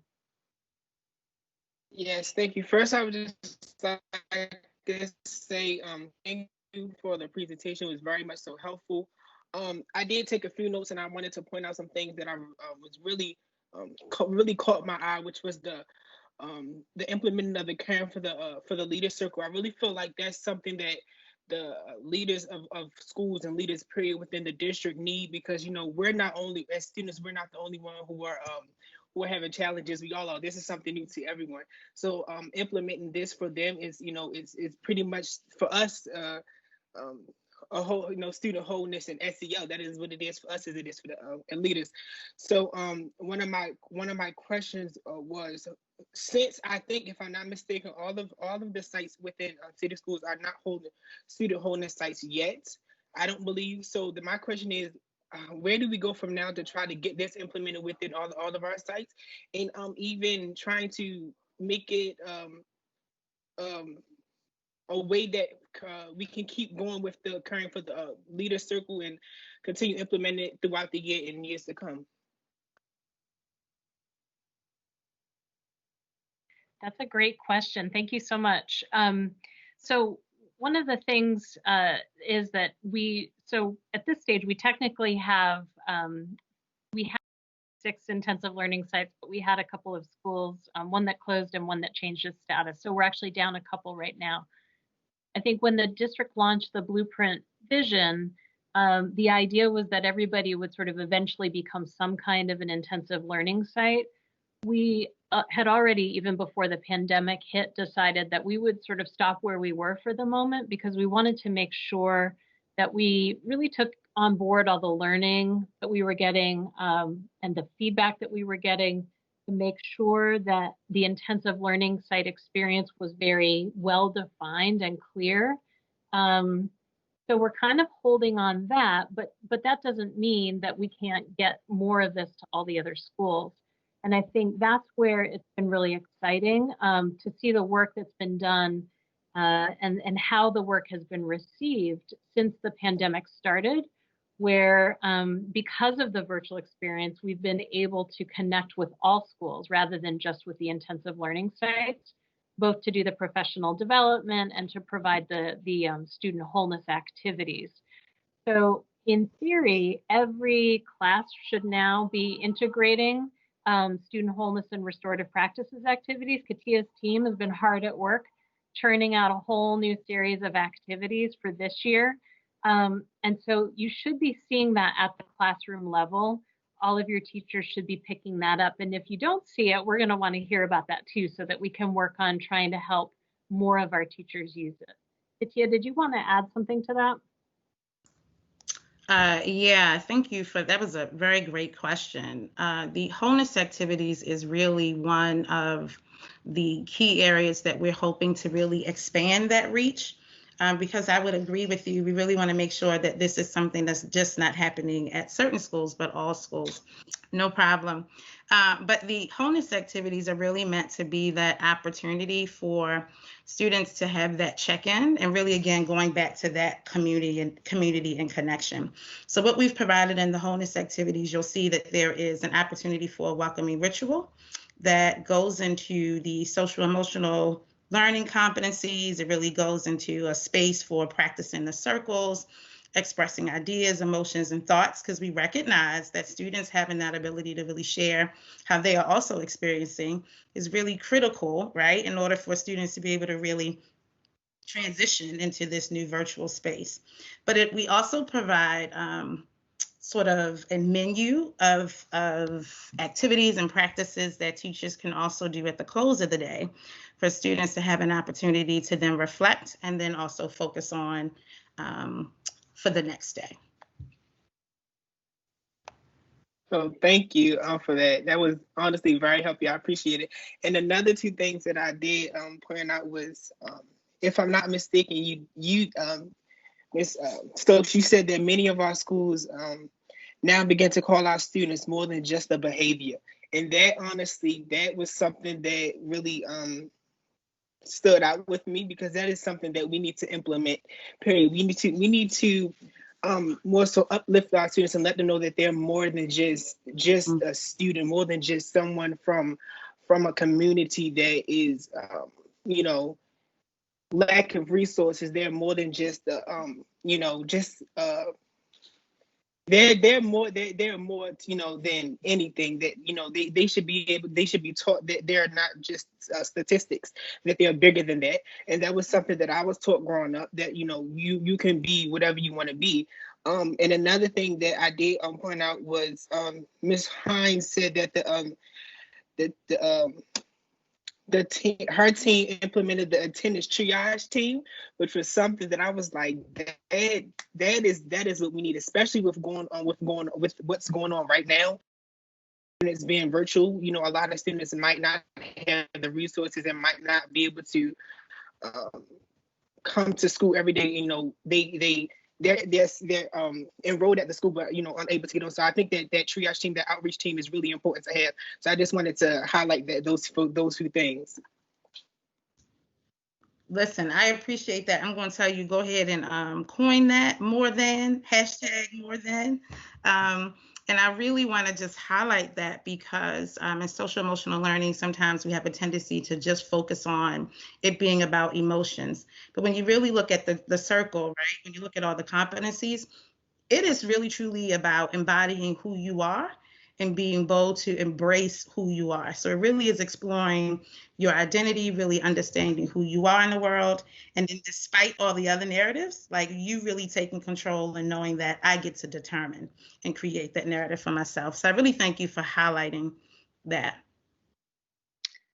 Wonderful. Thank you. I appreciate the discussion. This has been quite a wealth of information that we received. And Dr. Fink, in the video, we did watch it, even though we didn't watch it during this meeting, as we, saw all of the materials, and it was good to see how we do have, teachers in the hospital setting working with our students who are there, with some of our most severely challenged young people. It's great to see that. So I know that we were going to play it again, but I don't think we can get that to work right now. So I just wanted to make sure we highlighted that, because that was a piece of the work that you all compiled for us. It was such a wealth of information. A lot of things were certainly over time. The middle grade strategy that you all were talking about, I know that there's a presentation in November that is focusing on the middle grade strategy. So if we could hear a bit more about Vision for Athletics, I think that was Ms. Tiffany. Josh is here because he. Dr. Fink, you're unmuted. Thank you. So it'd be nice in November for us to hear a little bit more of that, if we can add it to that presentation. And it is great to hear a lot about, the culture shifts that are happening with wellness, mindfulness, the whole SEL component. It's working, right? We just have to keep at it. From what I hear teachers say, from a lot of my visits that I've been having virtually and in other settings and spaces, you can tell how students are starting to self-monitor, how they're starting to take more ownership, and Kyrie's nodding his head, right? How they're becoming more active, but mindful participants in the learning process. So all of this strategy is working. You just gotta stay on it. Ms. Hines, you presented to us, I think it was last month, on the attendance strategy. So it was good to hear a little bit more of that today. Sometimes with these large, I know we haven't heard from this team for a while, and it can be a lot of information to synthesize. I'll encourage you all in the PowerPoint presentations sometimes there are appendices attached to the presentations. For a lot of the information that we need to hear and you all want to go in depth with, I would encourage you to do some voiceovers in the PowerPoints so that you can talk about some of the areas, because we still get the information, and then we can have a meaningful exchange when we're in the time crunch of meetings like this. So I just want to appreciate all of the work that you all are doing.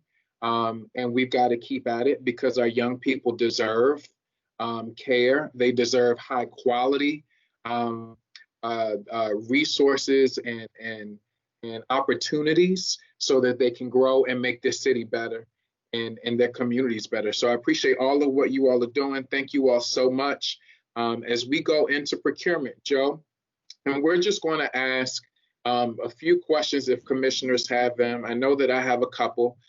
Several members from the community reached out to me in regards to today's procurement agenda. So specifically with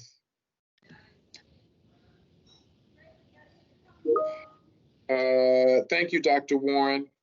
And this could be for Executive Director Lane, Janice Lane. It's a question about the Center for Talented Youth and the LEAP grant. Just very quickly, once the LEAP grant is over, is the programming associated with that grant going to stop also? Joe, I know you're there, but I think this is directly for, you're right. Yeah, it's directly for Ms. Lane. Thank you, Commissioner McFadden. As with any grant, what we try to do is build capacity across time so that when a grant ends, we don't stop programming, but it becomes part of the natural work that we continue throughout the district. Dennis Jutras, who runs the programming there, is here online with us as well. So Dennis, if you have anything additional you want to add, feel free to chime in. The only thing I would say is, yes, as we presented this a year or so ago, the goal was to kind of build out the model that works well using the state's LEAP grant, and then through the evidence of the success of the program, look upon other funding sources to continue that on. So it is our goal to build a program that's functional and merits additional funding going forward. But right now, we're only focused on using and applying for the LEAP grant. And so far, we've been successful with the programming, but we wanted to build a good 3 years trajectory to make a case that we could use other funds. Thank you. I appreciate that. That was clear. Thank you. And hopefully, once the grant is over, somehow we'll just get an update in some other form for some other area of instructional programming for us. I know you all will do it. Janice, it's good to hear your voice. So thank you for that. That's all I needed. Thank you. Yep, and this question, Joe, is for the Fund for Educational Excellence. I believe this is with Dr. Pfeiffer. The question comes from a community member. They were wondering if the $65,000 for the fellow, is it for the fellow or just to FEE to hire the fellow? Thank you, Commissioner McFadden. My name is Danny Heller. I'm the manager of College and Career Readiness. Hey, Danny, how are you? I'm all right. How are you? I'm doing all right. So the $65,000 would be paid from Baltimore City Schools to the Fund for Educational Excellence. That money covers the fellow's salary, benefits, the financial management costs to the Fund for Educational Excellence, and the fund to Baltimore Core, and the fee to Baltimore Core. Right. Mm-hmm. It was explained in the in the letter, but I just wanted to make sure that for the members of the public that may have needed a bit more clarification, that you all were able to provide that for them. And the work of the fellow was also attached, so I'll be sure to share that with them also, what they'll be assigned to do. So I'll make sure I share that with them also. Thank you. Thank you. Appreciate the question. Absolutely. Commissioners, are there any additional questions? Christian, I know that we don't have any public comment this evening, but is there anything else for the good of the group? I know that the board has a work session at 6 o'clock. So are there any additional questions or concerns or comments or affirmations after that wonderful and delightful wholeness presentation? I know we're all in good spirits and in good moods. So is there anything else? I do not. Commissioner Sight. I'm good. I just want to say thank you all for the presentation. It was very much so helpful, and I look forward to seeing the program, everything flourish. And that's what I'm just looking forward to see everything begin to move further and support all of the students. Well, Commissioner, it's all about you anyway, right? The work that we do is for you. And I'm glad that we have welcomed you onto the Teaching and Learning Committee, because I think it is extremely meaningful for you to be in these conversations, in all of them, but specifically these conversations, because you are directly impacted and you can certainly contribute in conversation. So I appreciate that. If there are no objections, we are going to adjourn this meeting at 5:29. Thank you, everyone. And to my colleagues, I will see you in about a half hour. Take care, everyone.